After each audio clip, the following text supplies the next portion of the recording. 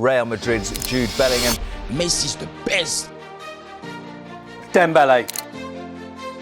Best player in the world. Ballon did the treble. Do they give it to the best player of that year? Yes or no? 30-name shortlist has been confirmed for the men's Ballon d'Or, and there are 4 English players on the list. Second half of this season, they were outstanding. The best player on the planet. Yes, Cristiano Ronaldo. For nearly 2 decades, the Ballon d'Or was a 2-horse race. Messi on the left wing, Ronaldo on the right. Together, they collected 13 golden balls between them, turning football's most prestigious individual award into their personal playground. But look at the 2025 nominees list, and you'll notice something extraordinary. For the second year running, neither of their names appear. The Kings have left the throne empty, and a new generation is ready to claim it.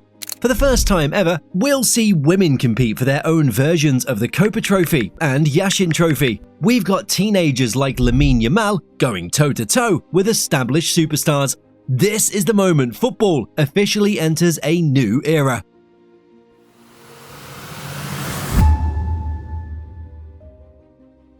The Ballon d'Or began as a simple idea: reward the best footballer in Europe. Back in 1956, only players from France could win it. But football moves fast, and so did the award.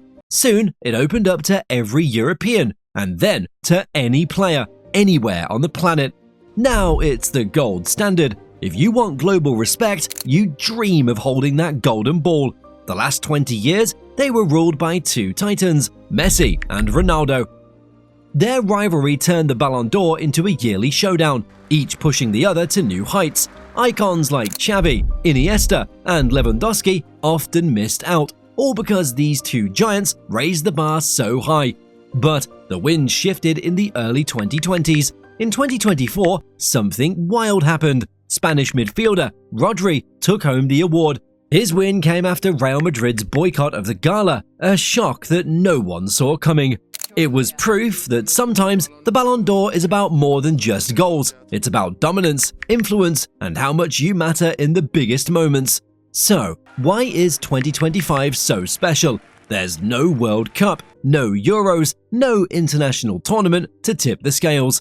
It's club football, pure and simple. Day in, day out. Champions League knockout stages, league title chases. This year's Ballon d'Or, it'll tell us who really delivered when it counted.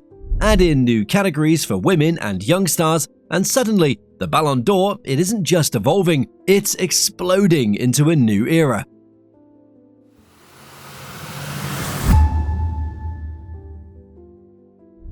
This year's Ballon d'Or is stepping into the future, mixing tradition with some real changes. For starters, the Golden Night is set for September 22, 2025, returning to the legendary Théâtre du Châtelet in Paris. If ever there was a football temple made for drama and celebration, it's that stage under the Parisian lights.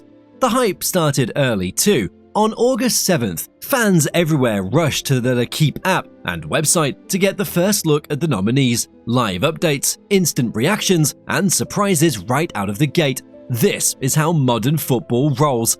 Now, let's talk about new trophies. For the first time ever, women will compete for both the Copa Trophy, which celebrates the world's best female player under 21, and the Yashin Trophy, rewarding the standout women's goalkeeper across the globe. There's also the debut of the Women's Gerd Müller Trophy, honoring the top female goalscorer of the season. These honors mirror the men's, proving the women's game has fully arrived on the biggest stage.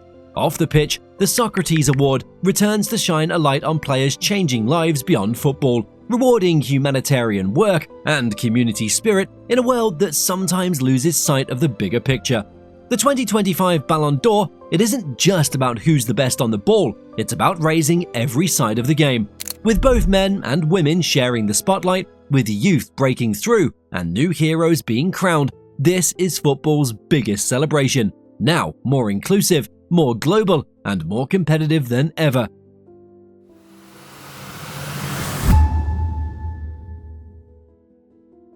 The path to football's biggest individual prize starts with a shortlist built by the experts over at France Football and L'Équipe. These are the people who live and breathe the game. watching every key moment and every breakout star. When the list is set, it's time for the voters. 100 journalists, one from each of the top 100 FIFA-ranked nations for the men's award and 50 for the women. Each journalist ranks their top 10, and points are handed out. 15 for the first, 12 for the second, then 10, 8, 7, 5, 4, 3, 2, and 1 for 10th place. It's a system made to reward consistency and big performances. But it isn't just about goals or highlights. The voters look at individual talent and style, the player's impact on their team, and fair play throughout the year. If there's a tie, the winner is the one with the most first-place votes, then second, and so on. This is uncharted territory, a new generation's time to shine.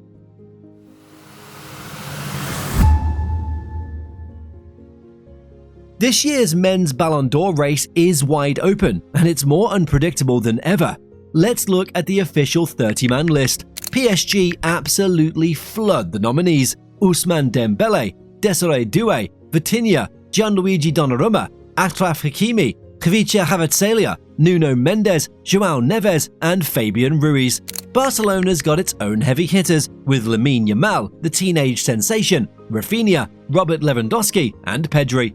Real Madrid bring Jude Bellingham, Kylian Mbappe, and Vinicius Jr., the new Galacticos, while Liverpool shines with Alexis McAllister, Virgil van Dijk, Mohamed Salah, and Florian Wirtz. Arsenal fans can brag about Declan Rice and Victor Gyökeres. Europe's big dogs are all present, but Bayern Munich, Chelsea, Internazionale, Napoli, and even Sporting Lisbon fill out the squad with Harry Kane, Cole Palmer, Michael Olise, Denzel Dumfries, Scott McTominay, and Serhou Guirassy. Now the star spotlight. Ousmane Dembele, PSG and France, looks like the man everyone's chasing after a season to remember. Jude Bellingham for Real Madrid and England has kept the hype alive with commanding play in midfield and Champions League hero moments. Mohamed Salah for Liverpool and Egypt just keeps scoring. His 37 goals and 24 assists this season are wild numbers. Erling Haaland, Man City and Norway, the ultimate poacher, unstoppable in tight games. Kylian Mbappe, Real Madrid and France, new surroundings, same magical speed and finishing. Vinicius Jr., playing for Real Madrid and Brazil, pure samba flair and Champions League impact. Florian Wirtz, newly in Liverpool and playing for Germany, clever, tactical and clinical. Lamine Yamal, Barcelona and Spain, just a kid but already competing with the big names. From Britain, Harry Kane keeps leading from the front, Declan Rice owns the midfield, Cole Palmer sparks Chelsea's attack, and Scott McTominay makes a surprising showing thanks to his heroics in Napoli colours. A couple of true surprises made the cut: Desiree Doué for PSG and Michael Olise for Bayern. Raw talents, still a bit unproven, but clearly impressive enough to make noise on the big stage. Last year's winner, Rodri, out with a serious knee injury, misses the race completely, which just opens the field further. And with no international tournaments like the World Cup or Euros this year, every single vote hangs on club football, domestic leagues, Champions League, week in, week out. No one can hide behind one magical summer. 2025 is a straight test of club dominance and real season-long consistency. One thing's for sure, with so many new faces, the Ballon d'Or is getting ready to crown a new leader of the pack. Who turns this open race into a golden legacy? That's what everyone's watching for.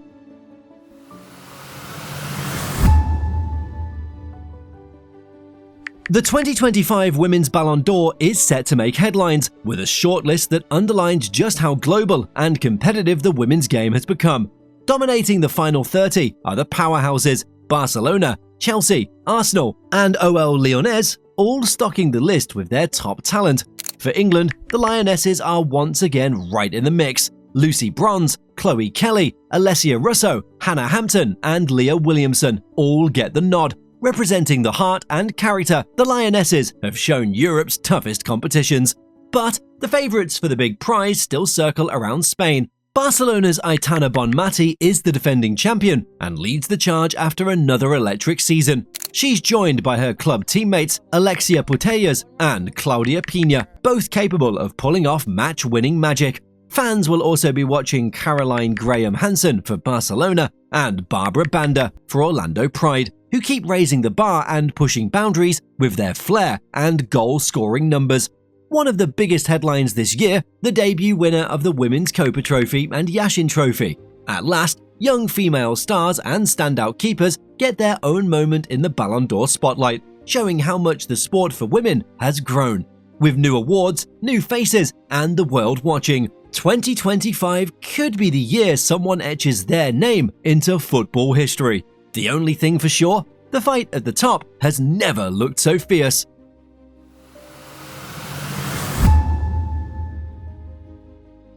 The spotlight of the Ballon d'Or, it's not just reserved for players. Clubs and managers get their moment too. For Men's Club of the Year, the battle is fierce, with Barcelona, Botafogo, Chelsea, Liverpool and PSG all on the shortlist.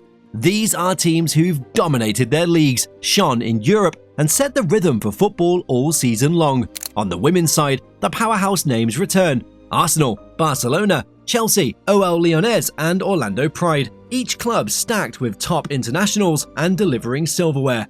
Now, let's talk tactics. The Men's Coach of the Year trophy features big names: Antonio Conte, Hansi Flick, Luis Enrique, Enzo Maresca and Arne Slot.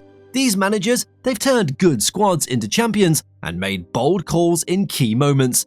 On the women's side, Sonia Bonpastor, Jonathan Giraudes, Randy Waldron Magudu, Jessica Sledgers and Serena Wiegman are among the tactical brains driving the women's game forward. The Gerd Muller Trophy, already famous on the men's side for top club or international scorer, now has its debut year for women. Expect the usual goal machines: Harry Kane, Mohamed Salah, dueling against the rising women strikers for the honour of being football's deadliest finisher. And finally, the Socrates Award reminds us that football's heart beats beyond the pitch. This trophy continues to celebrate players and projects making a difference in their communities, showing there's more to football greatness than trophies or records.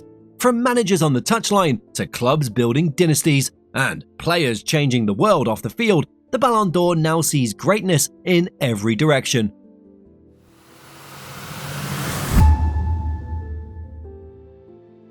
Get ready for football's biggest night, surrounded by Parisian glamour. The Théâtre du Châtelet glows with gold, famous faces from sport and showbiz hit the red carpet, and the world tunes in. The Ballon d'Or 2025 ceremony promises special performances, celebrity presenters, and a proper football party vibe. The whole show is broadcast live on L'Équipe, with every major sports network bringing updates to fans around the globe. Every Ballon d'Or night is about surprises. There's always a buzz. Will the favourite take it home? Or is there a shock result that sets social media on fire? The iconic golden ball gets handed off. The cameras zoom in for those emotional winner speeches, and new heroes are crowned. The speeches go viral, trophies are raised, and grown men and women sometimes shed a tear on the stage. Winning isn't just about one amazing season. Lifting that Ballon d'Or changes a career forever. It sets a player's name in history, shapes the story of the year, and starts new debates for football fans everywhere. On this night, in Paris, legends are born and history is written.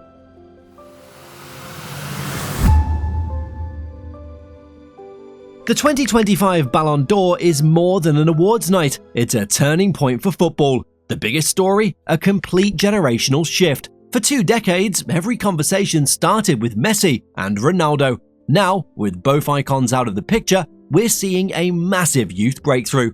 Players like Lamine Yamal and Jude Bellingham, they're not just prospects anymore, they're genuine contenders, leading world-class clubs at a young age. This is the new era, and it's arrived fast. The map of football power is changing too. Superstars from Africa and South America are front and center, not just making up the numbers. Mohamed Salah's goal-scoring form is undeniable, while Vinicius Jr.'s flair lights up the biggest stages. And with Barbara Banda tearing it up in the NWSL, the global talent pool is deeper and more respected than ever. On the women's side, the game has reached a new level of respect. By adding the Copa and Yashin trophies for women, the Ballon d'Or is finally giving female players the same platform as the men. It shows more parity, more visibility, and a bigger spotlight for the sport's heroines. So, what do you think? Is this the year Ousmane Dembele finally claims the crown? Or will a young gun like Lamine Yamal shock the world? Can Mo Salah's incredible goal-scoring season finally put him on top? Let us know your predictions in the comments below. And don't forget to subscribe for more deep dives into football's biggest stories. And remember, the kings may have left the throne, but a new generation is hungry to rule.